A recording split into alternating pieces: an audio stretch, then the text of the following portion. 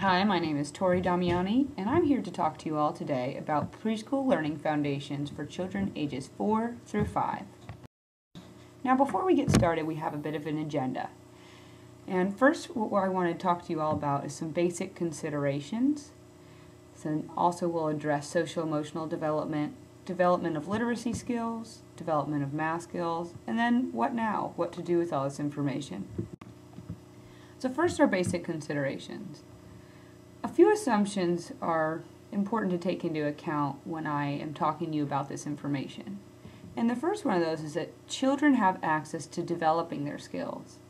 So if you're seeing certain skills that I'm talking about and you're not seeing that your child is developing them, it's important to consider, have they had the chance to develop these and access the skill set that they're trying to make a little bit better. We also want to assume that typical development is described. We're not going to be describing ideal development. Lastly, we want to say that guidelines for teaching and supporting is what I'm going to be describing, not for assessment. The next piece is that the research that I'm going to be talking to you a bit about today focuses on development for children starting at ages 40 months and up. So your child might just be starting to develop their skills in some of the areas I'm discussing. The last and most important piece is that your child is unique. So the support every child needs to achieve success is very different from one to the next. So don't worry if some of the things that I'm talking to you about you haven't quite seen yet and you're just seeing a little bit. Your child might be quite different from the next.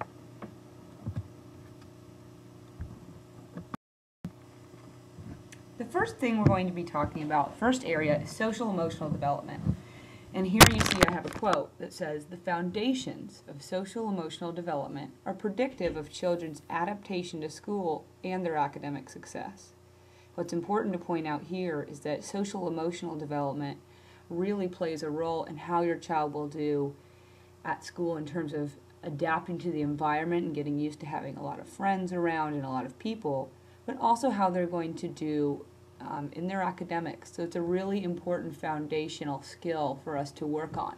And it shows that we can improve in this area too. So the first area of social-emotional development that I'll talk to you about is self-awareness. At 48 months, we want to see that your child is beginning to do things that are describing his or her abilities, behavior, and physical characteristics in a positive way. At 60 months, they could say things that are comparing themselves with others, and it's showing that they have a heightened awareness of their thoughts and feelings.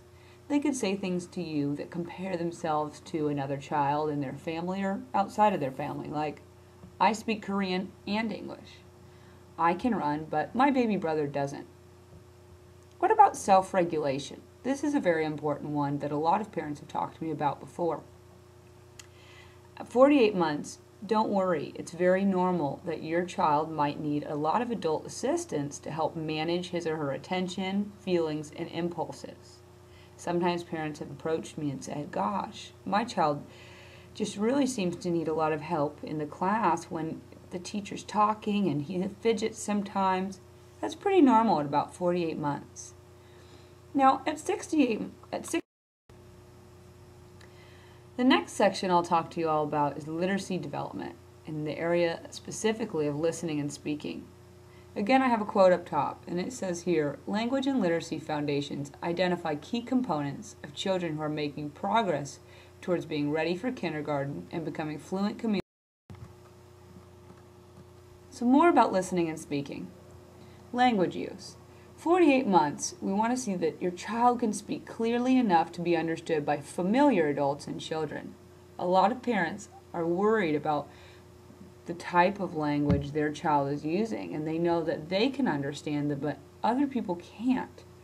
Well, don't worry, that's pretty typical of what we expect to see. There might be some errors in speech and some what we call idiosyncratic word use. So a word that you might understand signifies something like a blanket being called a wobie.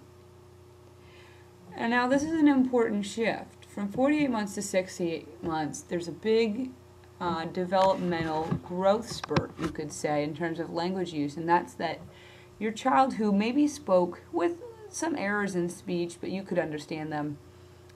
Now we want to see that they're speaking clearly enough to be understood by both familiar and unfamiliar adults and children. Without having to be asked, "What did you say?" repeatedly, your child can communicate. Now let's talk about literacy development in the area of reading. First, there are concepts about print. At 48 months, we want to understand that it's important to see our child is starting to recognize print as something that can be read. You might see your child writing something down on paper and then asking the teacher to read it. Now, those of course might not be real words and they might not be able to be read, but they're starting to try and convey messages through print. Also, the child can point to parts of a story and indicate what is a picture and what tells a story. So they're seeing that a picture is something that's drawn or painted or colored, and words helps tell a story.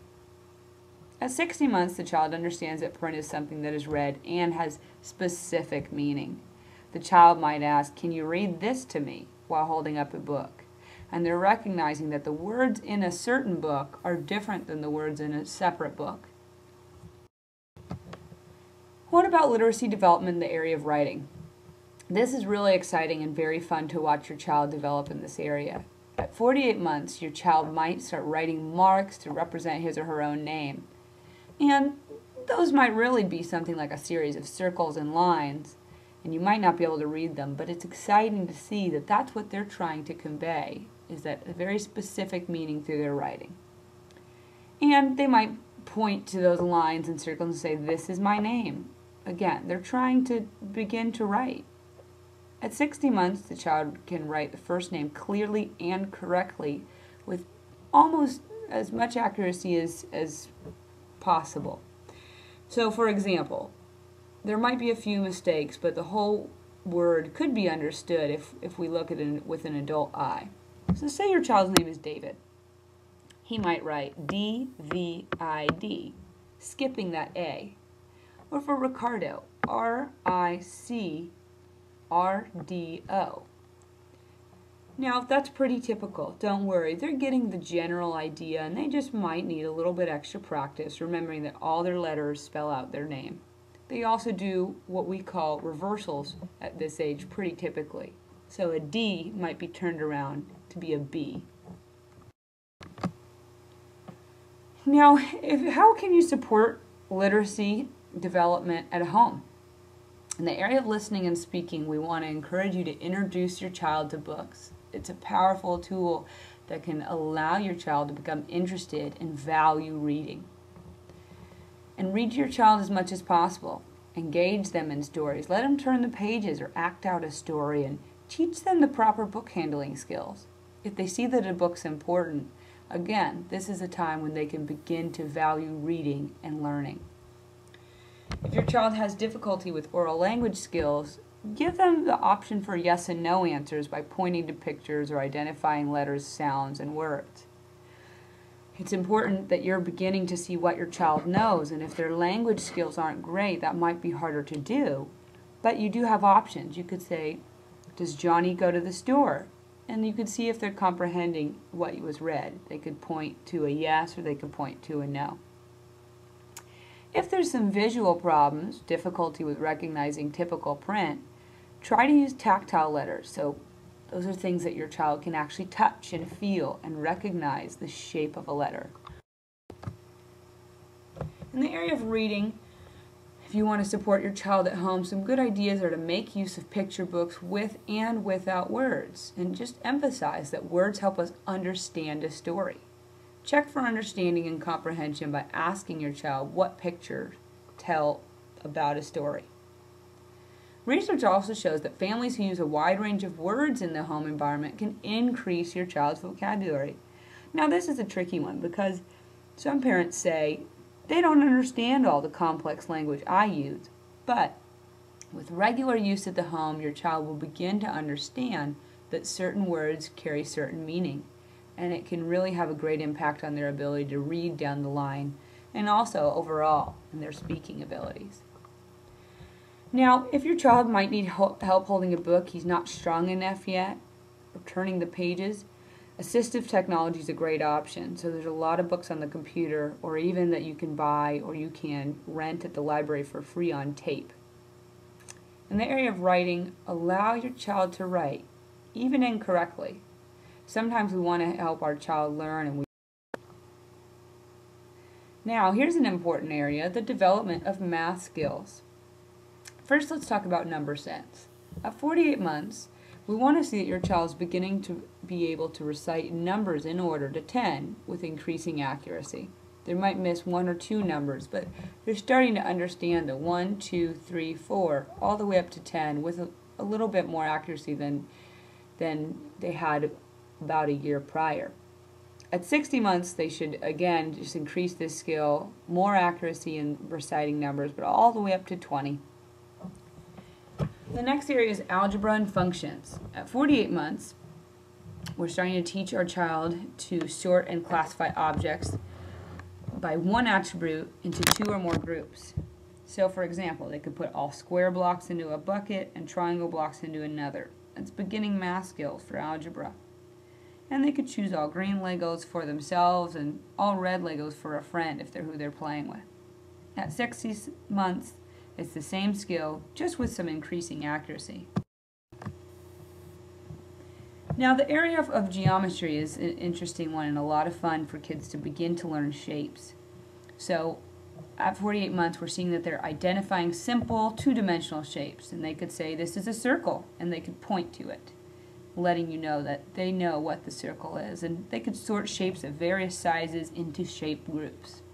At 60 months, it becomes a little bit more complex, and before they were just identifying shapes, but now again, how do we support math development at home? There are some general things we can do, and that's use materials that are interesting to your child. I can't emphasize this enough. Sometimes a child might not be interested in counting things like buttons, but if their favorite TV show is Spider-Man, you could draw a Spider-Man, or a few of them, and they could count all of their Spider-Man toys, or they could count all of their Barbies. Whatever it is that grabs their attention can really help out with math skills. You can do things like counting and sorting.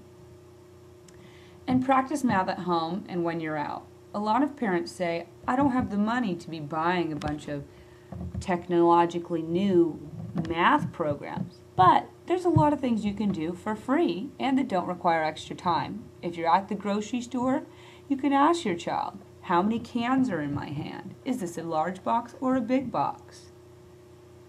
If your child has limited visual skills, offer materials that are easily distinguished by touch so they can count and they can be able to feel what it is they're counting. And create a clearly defined workspace at home so that it can limit distractions. If your child has difficulty with their motor skills, again, make use of adaptive materials. So use bigger things for them to grab onto so that they don't have to worry about their fine motor skills holding them back for their math skills. And they could direct a peer or a teacher to demonstrate their knowledge. So they could point to two people, or they could get help with a teacher showing what they know. So that's a lot of information, I know. But what I hope you can do with this information is better support your young learner. You know the areas of development that we're looking to see some growth in. So now's the time for you to go home and... Are there any questions?